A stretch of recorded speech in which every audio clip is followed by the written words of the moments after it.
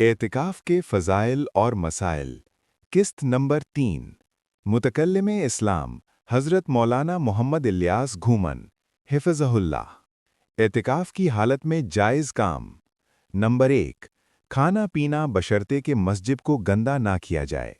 Number 2 سونا۔ Number 3 ضرورت کی بات کرنا۔ نمبر 4 اپنا یا دوسرے کا نکاح یا کوئی اور عقد کرنا۔ نمبر 5 کپڑے بدلنا۔ نمبر 6 خوشبو لگانا۔ نمبر 7 تیل لگانا۔ نمبر 8 کنگھی کرنا بشرطے کہ مسجد کی چٹائی اور قالین وغیرہ خراب نہ ہوں۔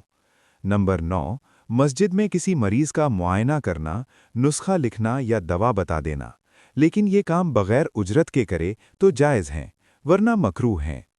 نمبر 10 برتن وغیرہ دھونا۔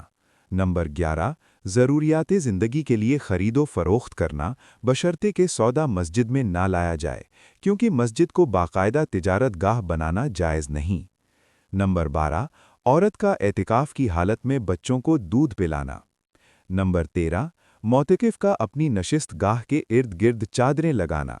نمبر 14 معتکف کا مسجد میں اپنی جگہ بدلنا۔ نمبر 15 بقدر ضرورت بستر، صابن، کھانے پینے کے برتن، ہاتھ دھونے کے برتن اور مطالعہ کے لیے دینی کتب مسجد میں رکھنا۔